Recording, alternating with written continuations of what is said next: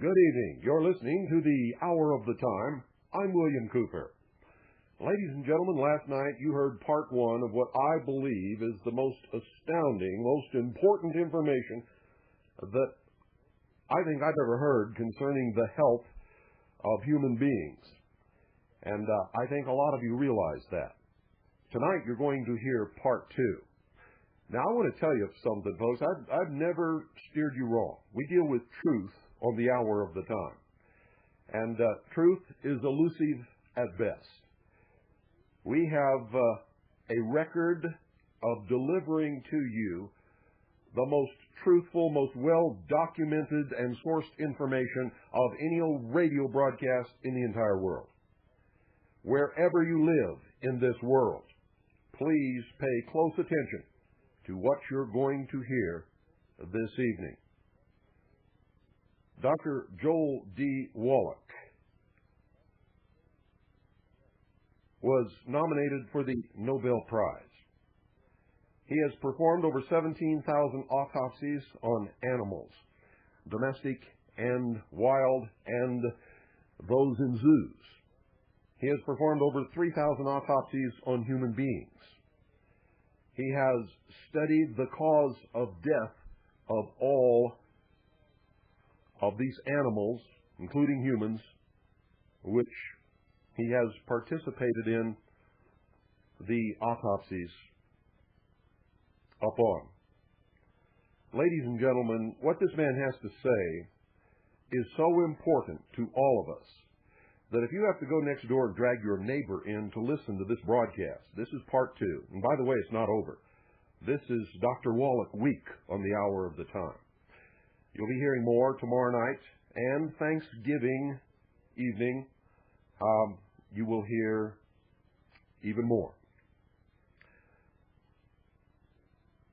Everything that he says is so absolutely astounding, and he backs it up with documentation that everybody listening can go out and find. It's not hard to do. I've been at work around here checking out what this man says for the last week before we dared air his program. And so I can tell you that what he is imparting to you is the truth. Not only that, but a little over a week ago, I began taking his mineral and vitamin concoction that is made up of the correct way to take minerals and vitamins so that they're readily available and delivered to the body in the proper manner. They're not Walmart vitamins, folks, and they're not Walmart minerals. Those things don't do you much good. And you all know, those of you who know me personally, know it firsthand about the tremendous pains that I have in my legs.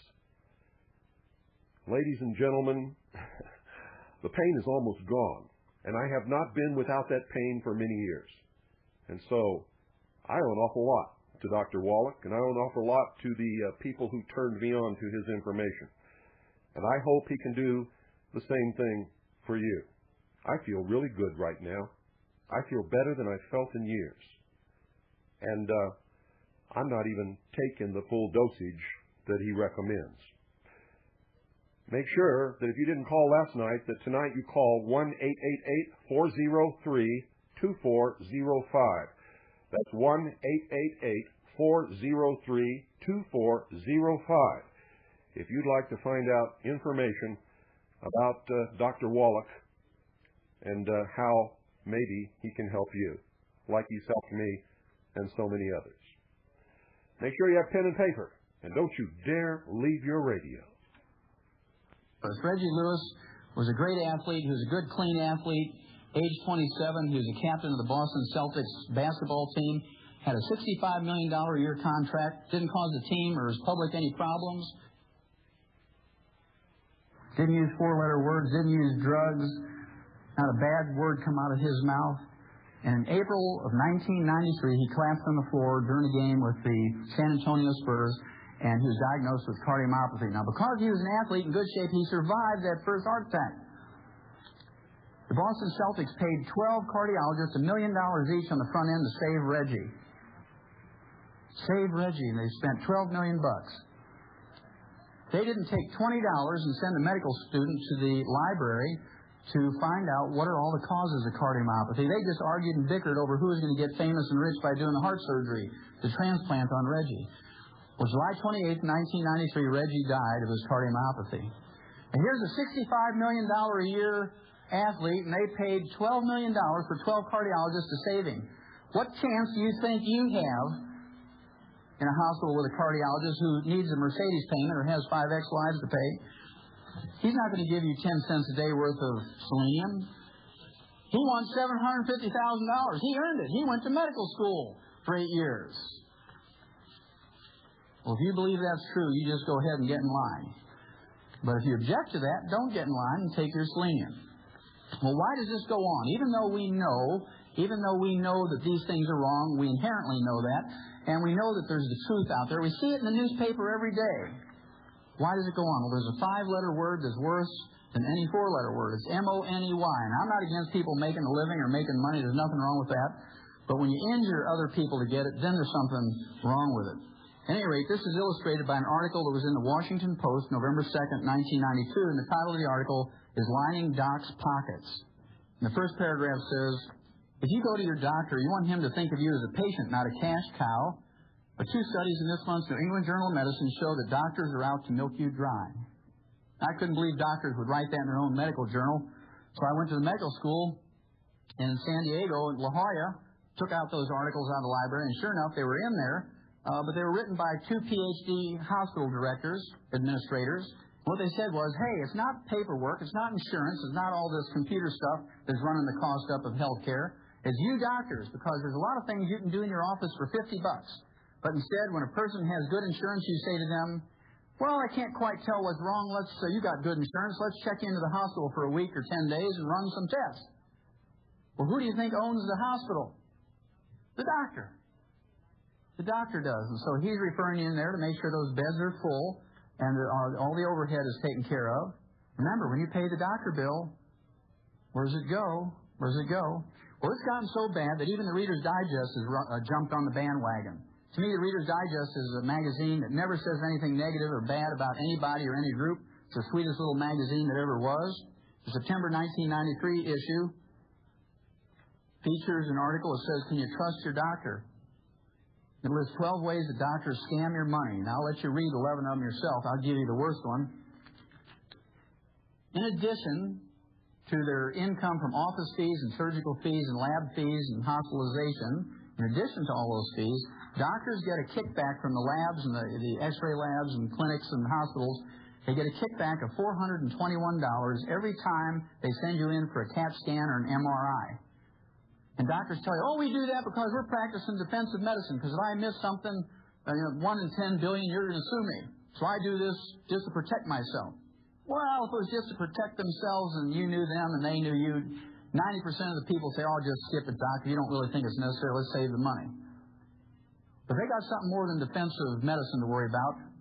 They get $421 in a kickback for every time they send you in for an MRI or a CAT scan.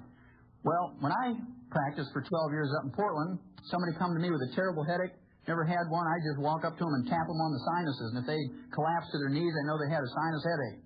Oh, doc, why'd you do that? Well, I just wondered, that's a cheap lab test, you know. And if they had, thank you. If they had blood dripping out of their nose, they'd take a $35 x-ray to see if they had a cancer in there. $35 and a free lab test. as opposed to $421. If I wanted to make that $421, I'd have been a good thief. What I'd have done, I'd have built a chute right into that CAT scan machine, because I knew how to build chutes living on a farm. And I'd have gone out in the street, and I'd have got every homeless person, I'd line them up in them chutes, and I'd put soup and a Big Mac at the end of that tube, you know.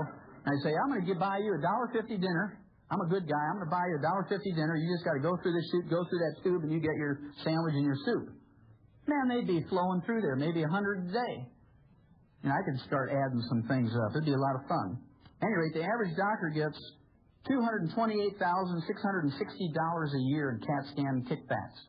$250,000 a year.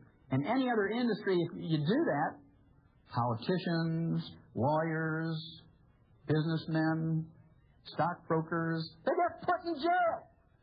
But doctors, it's okay, because insurance pays for it. Hillary will pay for it. We don't mind if they steal his blind. It's free. Well, remember I told you I was going to tell you about pica. Pica is a funny disease, P-I-C-A. I'm not talking about the type style that you see in typewriters and computers. But pica is a disease that farmers know about. In horses, it's called cribbing, when they chew on the feed bunk, the wooden feed bunk. You know you better give them some minerals, otherwise they're going to eat that feed bunk. Also, in cattle, dairy cattle especially, they're losing lots of minerals through their milk all the time, intensive milking. You'll see them picking up big rocks in the creek and chewing on them, or they'll chew on barbed wire, or maybe you'll see them walking down through a path with a deer bone in their mouth or something, or a shingle. That's called pica. And a good farmer or husbandryman knows you better give them some minerals, otherwise they're going to eat the barn or something. In human beings, we see this at funny times. Pregnant women are notorious for pica. In the middle of the night, they'll elbow their husband and say, hey, you better get up, I want some pickles and ice cream. They're craving minerals because that fetus is pulling minerals out of their body. They need some more minerals, and so it's recognized as a craving for things like sweets and salts and so forth. We see this in pregnant women. I used to have people come to my practice and they say, Doc, do I need to go see a shrink? I said, why is that? Well, I wake up in the middle of the night and I go outside with a spoon and I eat dirt. And no, that's okay. Just make sure it's clean dirt.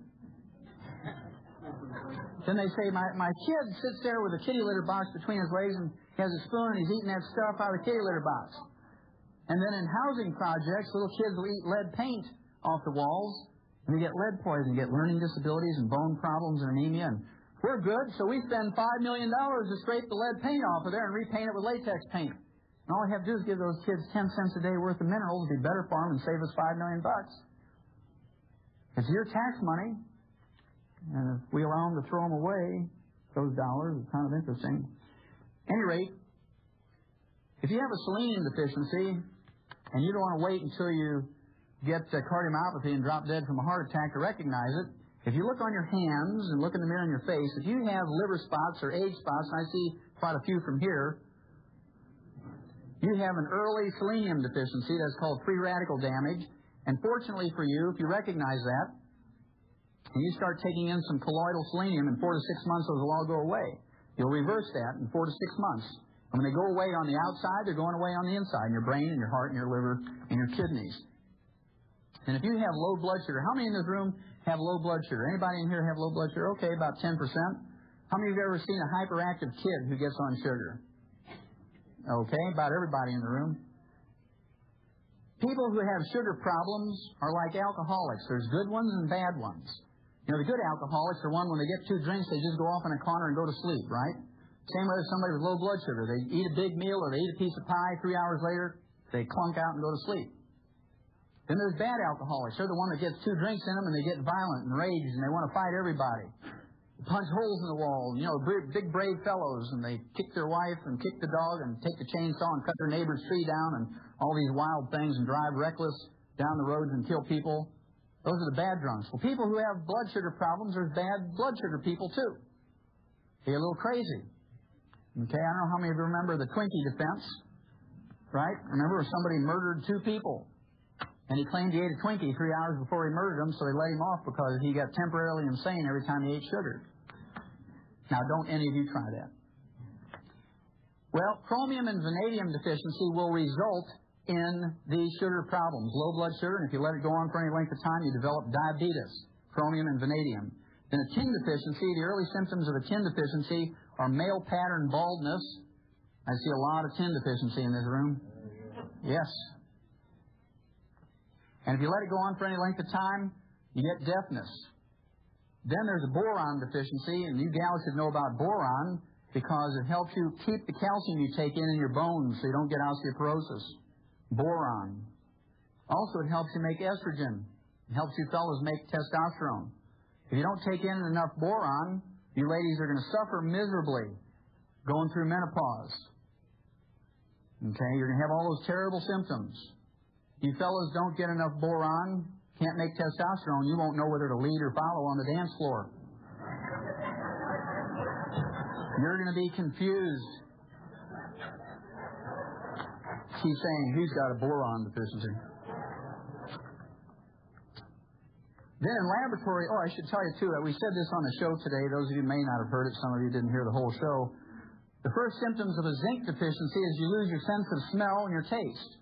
You say, food just doesn't taste good anymore, and you don't have a cold or anything like that. And you say, your wife says, well, aren't you excited about dinner? I spent the whole day in the kitchen cooking dinner. He says, well, I didn't smell anything when I walked in. You know he's got a zinc deficiency.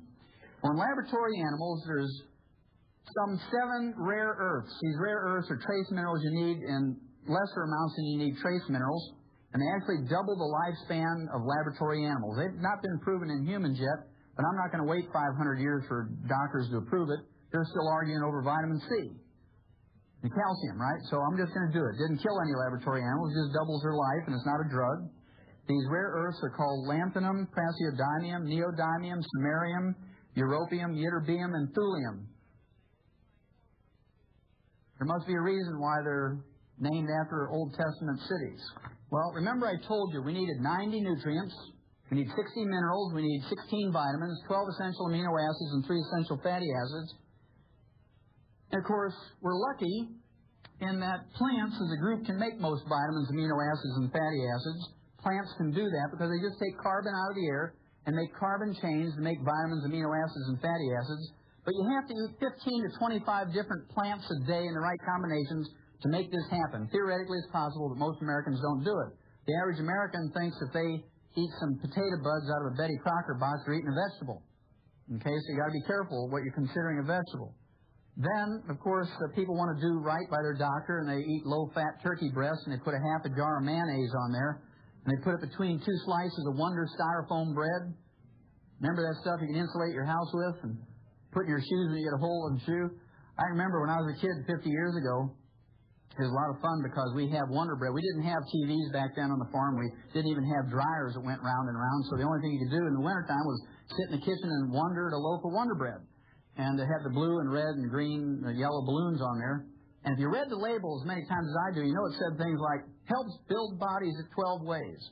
And about 15 years later, the FDA made them change it to help build your body 8 ways.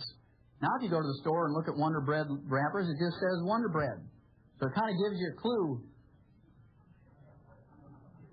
So even though this is theoretically possible, it's not likely to happen that you're going to get your vitamins, amino acids, and fatty acids in proper proportions from your diet.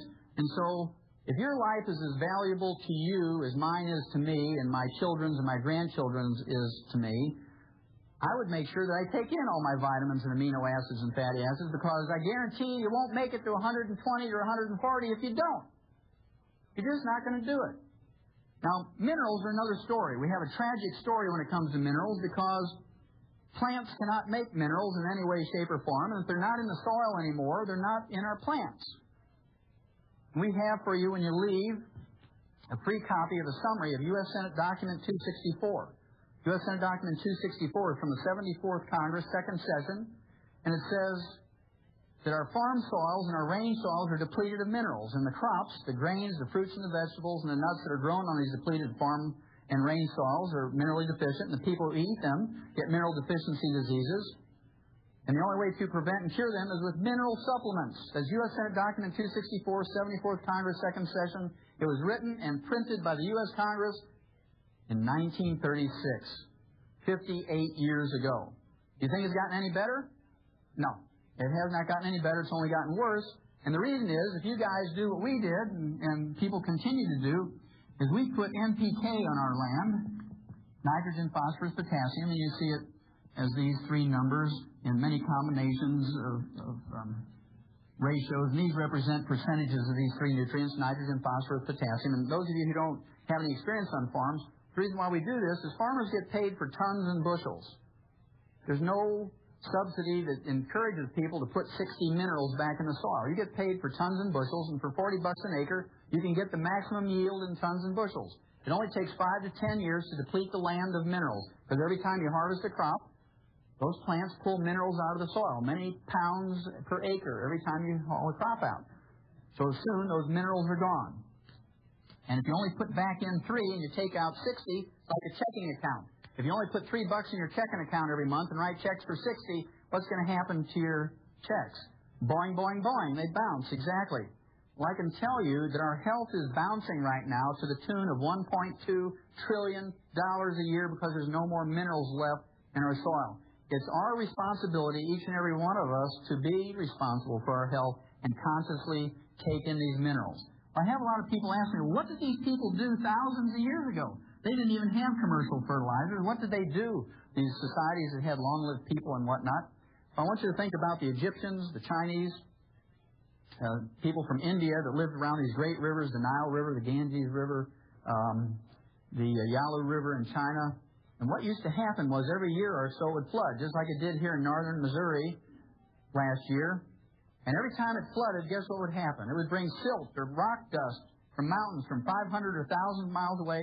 And those people would pray to every god they had, the water god, the sky god, the wind god, the rock god, to flood. We pray, don't flood. They used to pray to flood because they had their floods during the wintertime, and it would put silt and minerals back in the soil, and their grain was very valuable. King Philip, who was the father of Alexander the Great, married the 12-year-old child queen of Egypt, Cleopatra. She didn't look like Elizabeth Taylor, all made up in beautiful costumes. She was a little flat-chested teeny bopper, not very sexy. But Philip married her because she controlled the best wheat in the world. And if he wanted his Macedonian army to conquer the world through his son Alexander the Great, he needed the best wheat in the world so he could march 20 hours a day, fight for 6 hours, and win. If they used the wheat from the depleted soils in Greece, they couldn't go 20 minutes without saying, "Mommy, pick me up." You imagine these big Greek soldiers, "Oh, my legs hurt, pick me up." And so they knew the best place to get wheat was from Egypt. It was those floods that gave them those minerals. And all those cultures that came up with all the great art and all the great technology came from those places because they had more intelligence, because they had more nutrition, more minerals. I heard somebody say, very good. Well, you're getting the picture. Well, what I'm going to do here is I'm just going to pick out a couple of minerals, just a couple of them, so you get the idea. It applies to all of them. Let's just pick out a common one, like calcium. Everybody knows about calcium. Calcium deficiency will result in something like 147 different diseases. They're just different names. They're named after people like Bell's palsy. Bell's palsy is, everybody knows about that. One side of your face sags. It's not a true stroke. It just affects your facial muscles. It's caused by calcium deficiency. We'll talk about it in a little bit. But everybody knows about this one, osteoporosis. It's the number 10 killer of adults in the United States. It's very expensive. It costs you $35,000 each for each hip to replace. It's okay. It's free.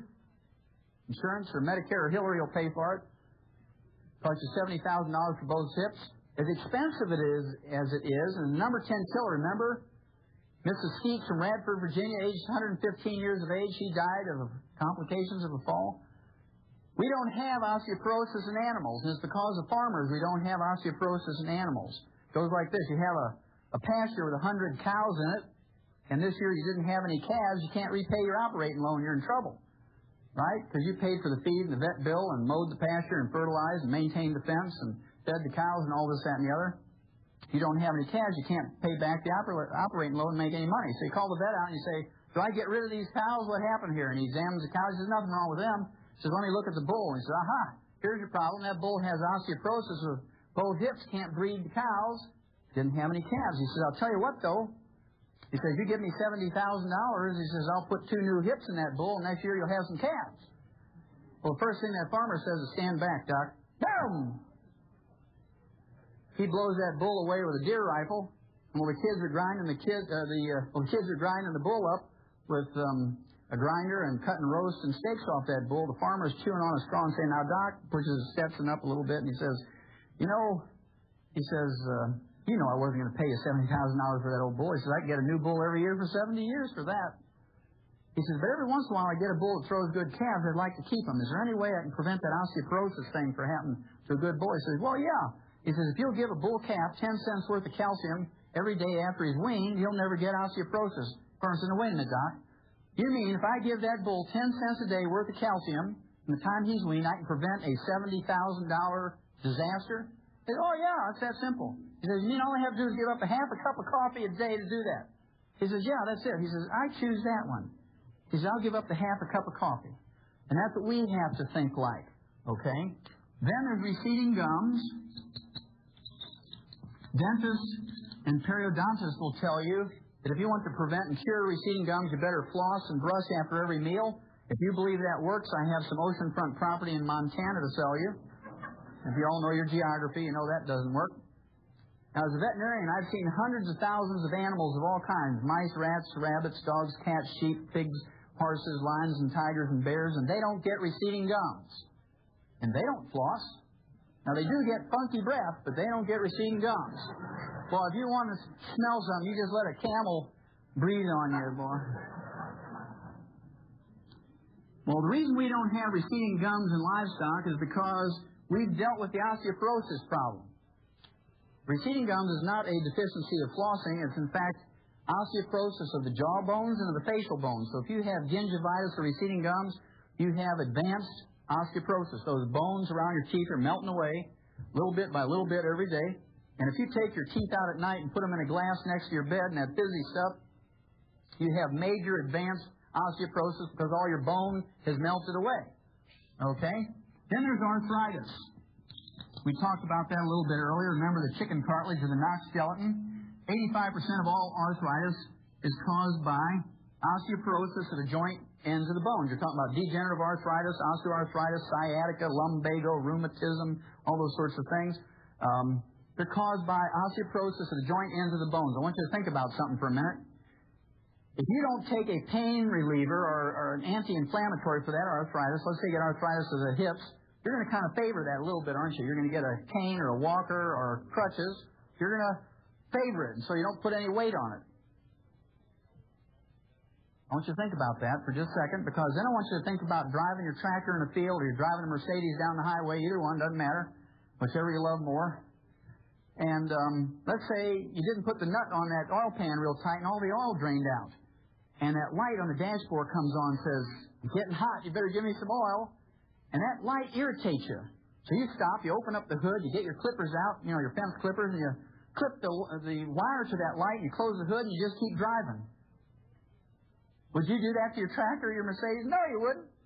But we take those pain relievers for arthritis, and we go out there and square dance, and do the Texas two-step, and do our 5-mile walks and our aerobics. That pill works real good, Doc, because it killed my pain. And you're just wearing that thing off faster and faster. Then your doctor's really going to get rich because you need joint replacement surgery. Then there's hypertension. This is one of my favorites, so I'll put a star over here. Hypertension is high blood pressure. What's the first nutritional thing that a doctor will tell you to give up nutritionally when you get high blood pressure? Give up salt. Everybody knows that one. That's been ingrained in our head. Well, they must think we're dumber than cows, because what's the first thing you put out for your livestock? It's about that big. A salt block. No farmer is going to be economically viable if you don't put a salt block out for your livestock. They're going to die. Your veterinary bills are going to go crazy. But we're supposed to believe that we don't need salt. You can get everything you need out of your lettuce and your whole wheat bread and stuff like that. Well, don't believe that one either. If you believe that, I got some more oceanfront property in Montana for you. Remember, those long-lived people put a big chunk of rock salt the size of a big black Concord grape in every cup of tea, and they drink about 40 cups of tea a day because they live at high altitudes where it's very dry. They have to keep hydrated. And they put butter in their tea. They put 2 pats of butter and a chunk of rock salt. They don't put the pink stuff or the blue stuff or skim milk or, what do they call it, cremora or whatever it is. Okay? Guess what? The doctors who live to be 58 tell you no salt, no butter. The people who live to be 120, they put in butter and salt. You got to make some choices. Well, they took $30 million of your tax money And 2 years ago, after a 20-year study, they came out and said that they took 5,000 people with high blood pressure, they took them off their medication and put them on a reduced salt diet, a restricted salt diet, and they all died. No big surprise, but somebody got a PhD degree and everybody was happy, right? But when they looked at this results, they said that, only 99.7% of the people didn't get any results from that before they died. 0.3% did get some result, dropped their blood pressure 1 point before they died by restricting their salt. So the referees who judged that article said, doesn't matter, you might as well let high blood pressure patients eat salted peanuts and dill pickles and salt their food to taste because it doesn't matter. In fact, worrying about the salt is more stress than taking the salt. Then they had a control group with 5,000 people with high blood pressure, and they doubled their RDA of calcium, and they stopped the experiment in 6 weeks because 85% of them were cured of their high blood pressure just by doubling their calcium intake.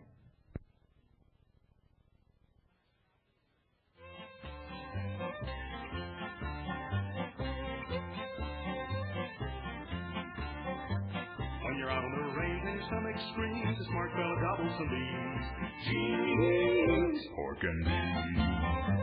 If your tummy starts to grumble, well, you know what that means. It's time to gobble some beans. Cheese, pork and beans.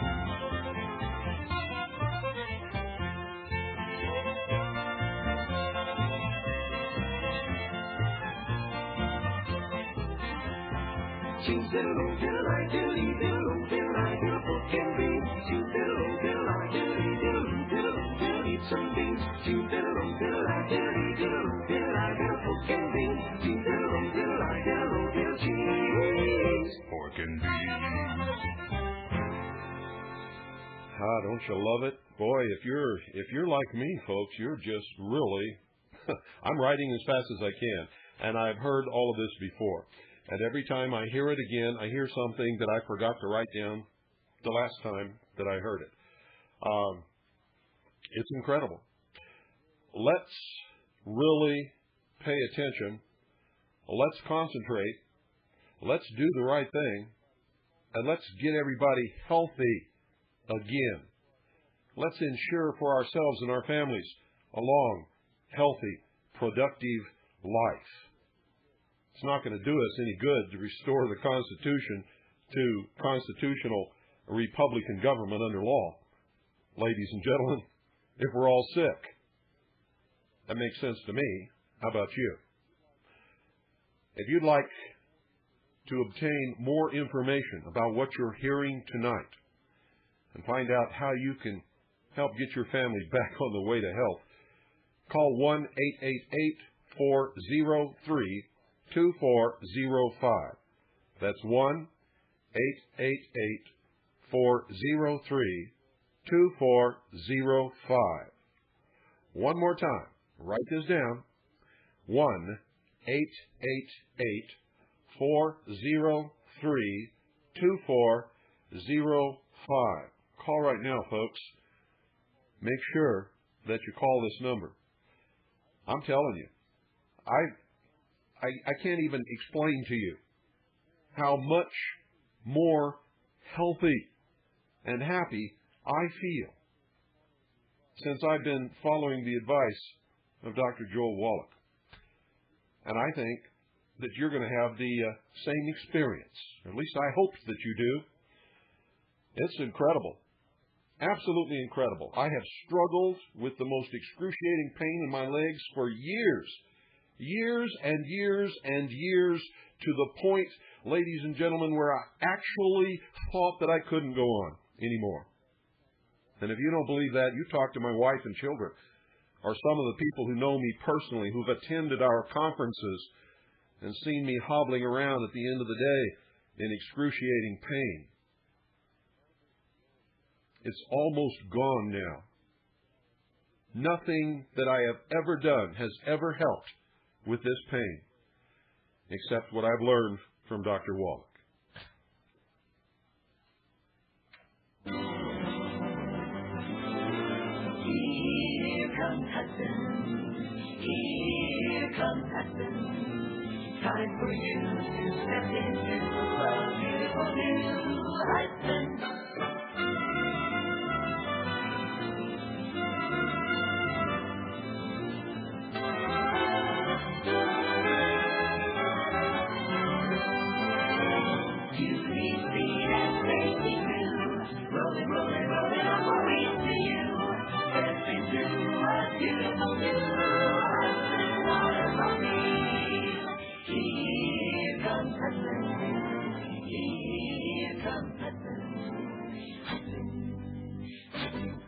Now, they didn't cold turkey stop their high blood pressure medication. But what they did was they went to the doctor and he says, you don't need this medication anymore. What are you doing? He said, well, I'm on this experiment where I double my calcium intake. Anybody get a recall notice from your doctor saying it's okay to salt your food to taste and please do double your calcium intake? Anybody get that? Not a single one. It's very interesting. Then, of course, there's insomnia. That's where you roll around all night and when you wake up in the morning, you're more tired when you went to bed. That's insomnia. Of course, doctors have two treatments for that. They have Halcyon, which is a sleeping pill, and they have barbiturates. They kill about 10,000 people a year with overdoses of those things, but that's okay. It's in prescription, and they're watching out for us. And remember George Bush, when he went to Japan, they gave him some Halcyon so he could sleep on the way to Japan because of the time difference. And when he woke up, one of the side effects of Halcyon is nausea and vomiting. I don't know how you say it in Japanese, but it was very dramatic on world TV, right? Not very presidential. And so I'm sure that's why he lost the election, because he puked over that Japanese ambassador. And then, of course, there's kidney stones. And then there's bone spurs, heel spurs, and calcium deposits. Again, physicians will tell you the first thing to give up nutritionally is calcium and dairy, because they have this foolish belief, the stupid belief, the ignorant belief that the calcium in kidney stones, bone spurs, heel spurs, and calcium deposits come from your diet, when instead it only comes from your bones when you have a raging osteoporosis. And when you get these things, you need more calcium, not less. Then there's cramps and switches.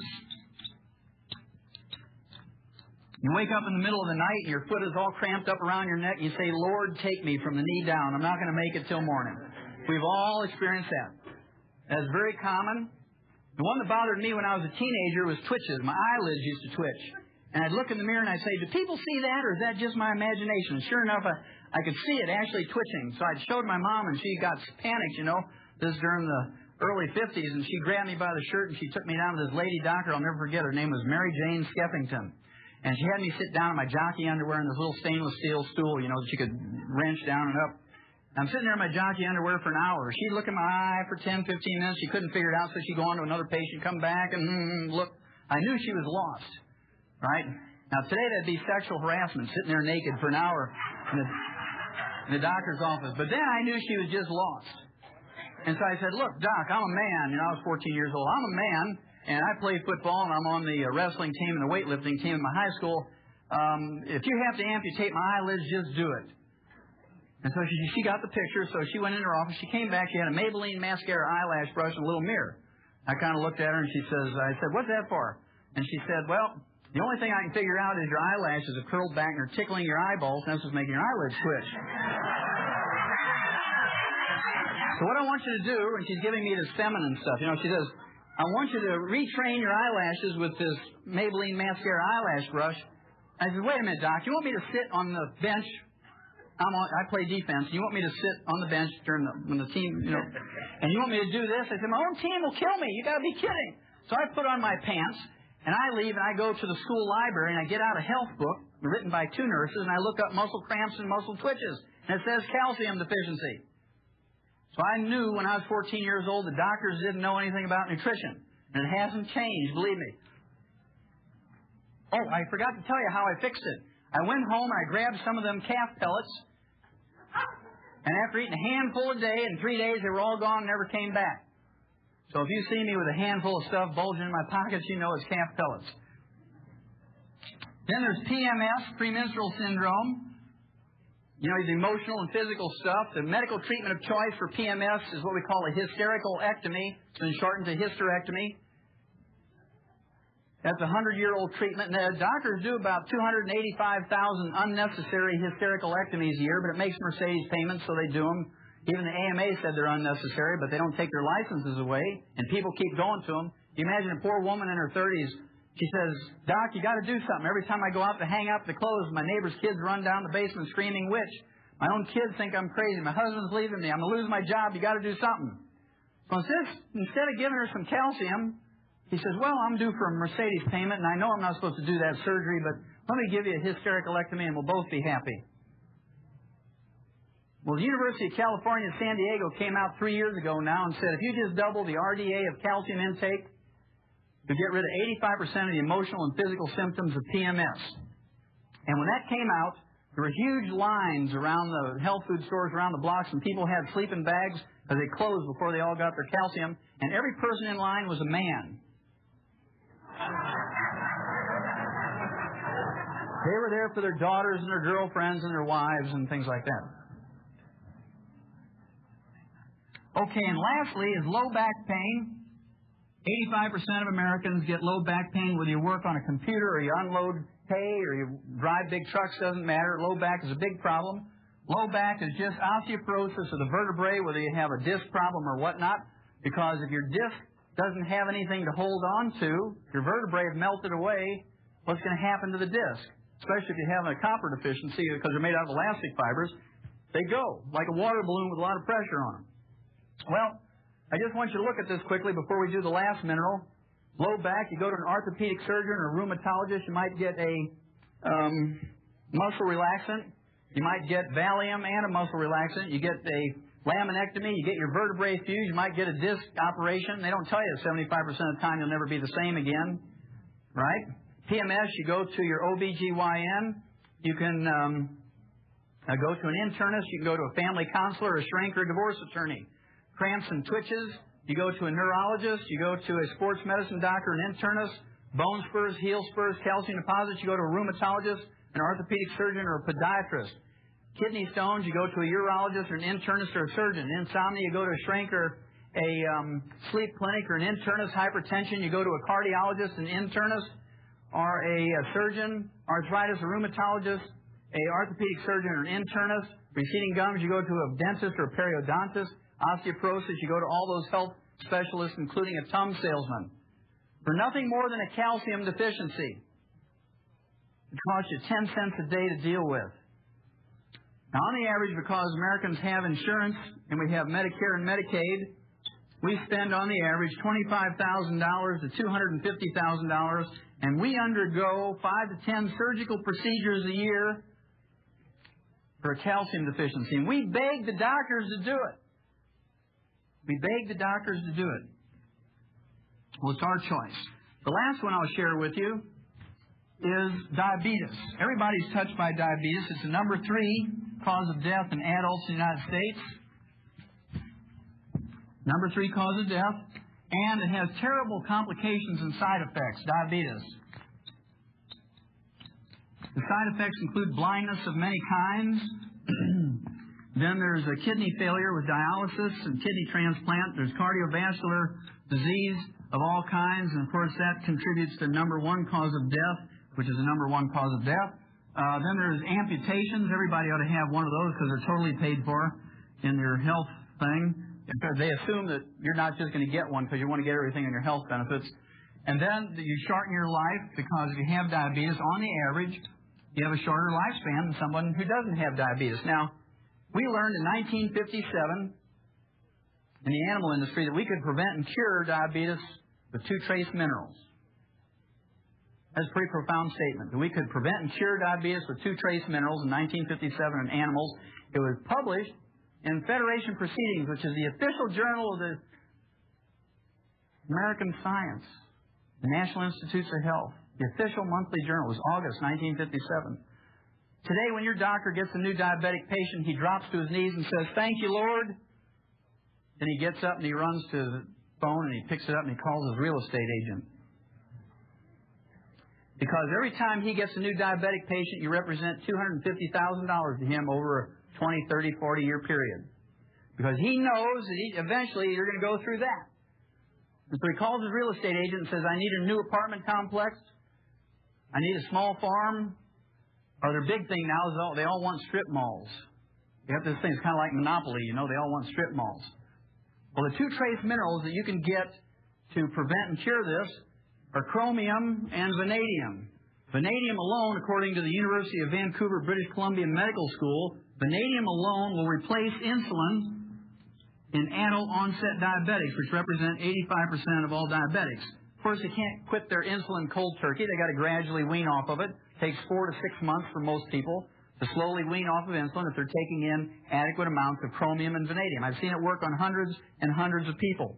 Now, to me, this is criminal, because if you write to Hills Packing Company that makes Science Diet dog food, right over here in Topeka, Kansas. I don't know if I'm pointing west, but that way, okay. They're all saying that way. Topeka, Kansas, they manufacture Science Diet dog food and other Science Diet products, high-tech food for animals. If you write them and say, how many minerals exactly is in Science Diet for dog food? They'll write you back and say there's 40 minerals. You write Checkerboard Square in St. Louis, Ralston, Korea, and say, just how many minerals are in your rat pellets for laboratory rats? And they'll say there's 28 minerals. I'll give anybody in this room a crisp new $100 bill if you can find me a human infant formula in a grocery store that has more than 11. So our dogs get 40 minerals. Now, that's what Mike Murphy was saying. His dog never seems to get sick, but he's getting this canned dog food with all these vitamins and minerals in there. So our dogs get 40 minerals, our rats get 28 minerals, and our human infants get 11.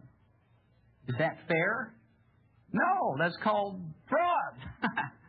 Doesn't matter if you're talking about SMA, Similac, Isomil, Pro Soy B. In fact, that's why they call Similac, because it lacks everything.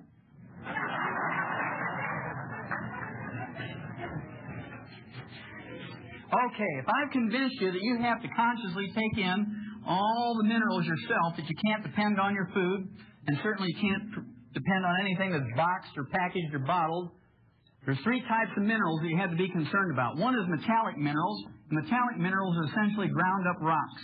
Metallic minerals are things like oyster shell, eggshell, dolomite, limestone, calcium carbonate, clays of various kinds, Mount Marulanite clay, seabed minerals. They're Tums. They're only 8 to 12% absorbable. When you reach age 35 to 40, it drops down to 3 to 5%. And I have to tell you a story here. Some of you heard this on the show today. I ran into a guy at a meeting like this up at Grand Rapids, Michigan. And this fellow owns a porta-potty business. You know, that's that green or blue-colored outhouse. Man, if we'd only had one of those back when I was a kid. We had these ones with splinters, you know, in the wood. At any rate, he said, I see something that describes that in my porta-potty business. I said, what's that? He says, well, when we take those things back to the shop to clean them out with a pressure hose, he says, we put a quarter-inch grid underneath them because kids throw rocks and sticks and toys in there. And if we don't put a grid there, it blocks up the sewer system. It costs us thousands of dollars to fix it. He says, every time we clean one of those out, we find hundreds of vitamin tablets. I said, well, how do you know they're vitamin tablets? He said, well, that's really easy. He says, right on the coating it says Theragram M, 1 a day Centrum. He says, come here. He takes me out in the back of the shop, and there's this literal mountain of all these vitamin pills he got out of his porta potties. That's because you can't absorb metallic minerals. If you read the labels on those multiples, they say your iron comes in the form of iron oxide. What is iron oxide? Rust. You might as well just go out to an old railroad track and take your butter knife and scrape some of that rust off and lick it, and you're going to get your iron supplement. That's what they're giving you. Well, I'll show you how bad it is if you take something like calcium lactate, which is a common metallic mineral. Let's say it's a calcium tablet, calcium lactate, 1,000 milligrams. If you take 2 of those, you're not getting 2,000 milligrams of calcium. In fact, I have people all the time say, well, I took lots of calcium, Doc. I hear you on the radio talking about calcium and arthritis, and I took 2,000 milligrams of calcium a day. It didn't help my arthritis. In fact, it got worse. I said, what kind of calcium are you taking? They said calcium lactate. Well, there's your problem, because only 250 milligrams of that is metallic calcium. So let's say you absorb 10% of that. Then the other 750 milligrams is lactose or milk sugar. So 10% of 250 is 25. So if you take 2 of those tablets, you're not getting 2,000. You're getting 50 milligrams. So to get what you need to take 90 of those tablets a day. You need to take 30 with each meal, and you got 59 more minerals to go. Then there's those people who want to do things naturally. Let's see if you can do anything good with 10 pounds of spinach. Now, let's be fair. Let's see if you can get 1,000 milligrams of magnesium. And I picked magnesium because in green leafy vegetables, you have a lot of magnesium because of the chlorophyll, right? It's part of the chlorophyll molecule. And any pound of anything, you got 454 grams. In 10 pounds of spinach, you got 4,540 grams, of which most of that, 97%, is water. And let's say you have 1 gram of chlorophyll in that 10 pounds of spinach. There's 50 milligrams of magnesium. You got to divide that into the 1,000 you want. You get a factor of 20, which you multiply times the 10. You have to eat 200 pounds of spinach. You got 58 more minerals to go. Okay, so you got to be a pretty big person to accomplish all this. Even as big as I am, you can't get it done. So I prefer to supplement rather than do those things. Then, of course, during the 60s, the agricultural industry came up with chelated minerals. Chelated minerals, because farmers aren't dumb enough to pay for $1 of something that goes into an animal's mouth and have 99 cents come out in the manure. So I have to really thank farmers for being that clever. And chelated minerals are just metallic minerals with an amino acid or protein or enzyme wrapped around the metal atom and increase the absorbability to 40%. Then the health food industry jumped on that right away because it was a major improvement in absorbability of minerals. The most efficient way to absorb minerals is the colloidal form. Colloidal minerals are 98% absorbable, 2.5 times more available than chelated minerals and 10 times more available than metallic minerals. And they're very interesting. They're liquid. They can only be liquid. Can't be pills, powders, or capsules. They're very small particle size. They are 7,000 times smaller than a red blood cell. And they're negatively charged. Every particle is negatively charged. Your intestinal lining is positively charged. So you actually have an electrical or magnetic gradient that concentrates these minerals around the lining of your intestine. These three things together give you the 98% absorbability. Now, plants have a very interesting part to play in colloidal minerals. Remember, we said that plants cannot create minerals. They're not in the soil. Plants can't make them. Remember that U.S. Senate Document 264 says they're not in the soil anymore. At any rate, metallic minerals are taken up by plants when they're in the soil. Plants convert them in their tissues to colloidal minerals. And this is how we store minerals in our body. This is how we use minerals in our body. This is how we transport minerals from their storage place to their site of use in the colloidal form. Well, our plants, our crops don't have much in the way of colloidal minerals in them because we don't have any metallic minerals in our soil. Is this important? Well, yeah. These long-lived cultures who live to be 120 to 140, they have certain common denominators. They all live in high mountain villages that are above 8,500 to 14,000 feet in elevation. They all have less than 2 inches of precipitation a year. They don't have any rain. They don't have any snow. They don't have any dew. Okay, very, very dry places. And guess what? They get all their drinking water and all their irrigation water for their crops from what we call glacial milk. Glaciers in every one of those communities grind up the parent rock of those mountains about 4 inches a year. There's more than 60 to 72 minerals in each one of those places. The water that comes out from underneath those glaciers is not clear like Perrier or Evian water, or Poland water, or geyser water. You take a glassful of it up and hold it up, it looks like Jersey milk. I mean, it is either yellow, white, or white-blue. It looks like milk and is called in Titicaca. See, I got to say it again. In Titicaca or Tibet, they all call it glacial milk because it looks like milk. And not only have they consumed it, drunk it, and got 8 to 12% until they were 35 to 40, and then 3 to 5% absorption for 2,500 to 5,000 years, depending on the culture. More importantly, they have irrigated with it year after year, crop after crop, generation after generation for 2,500 to 5,000 years. They have no diabetes. They have no heart disease, no high blood pressure, no arthritis, no osteoporosis, no cancer, no cataracts, no glaucoma. They have no birth defects. They have no jails full of drug addicts. They have no taxes. They have no doctors. Yet they live to be 120 to 140 without disease. Are these colloidal minerals important? You bet your life they're important. And every time you don't take them in every day, you're chopping off a few hours or a few days of your life. Okay, now most people are not going to go to Hunza or Tibet or Titicaca because we don't have 10 more kitchens there or even Saturn cars or TV changers, channel changers or electricity. They don't have insulated houses. They don't have central heating or air conditioning. But what they do have is colloidal minerals.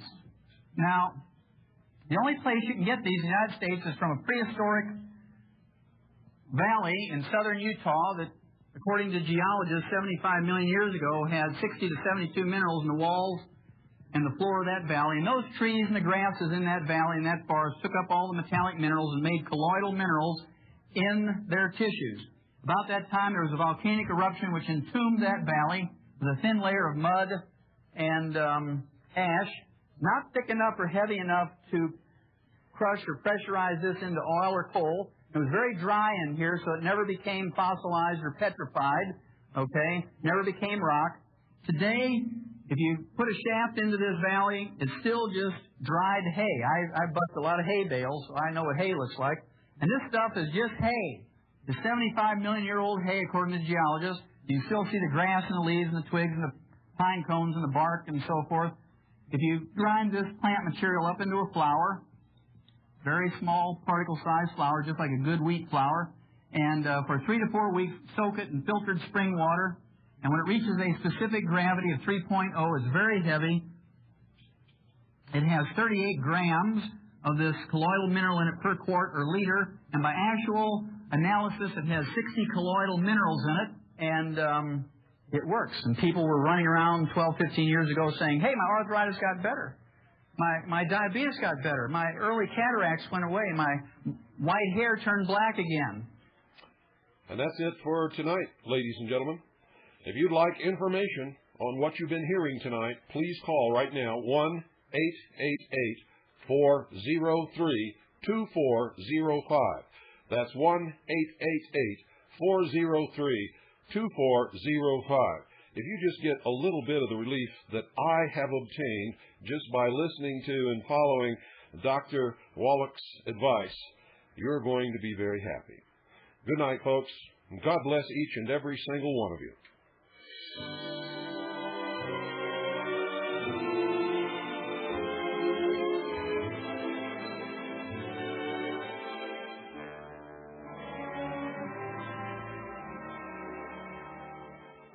I saw you last night and got that old feeling when you came in sight. I got that old feeling the moment that you I felt a thrill, and when you caught my eye, my heart stood still. Once again, I seemed to feel that old yearning. And I knew the spark of love was still burning. There'll be no new romance for me. It's foolish to start for that old feeling.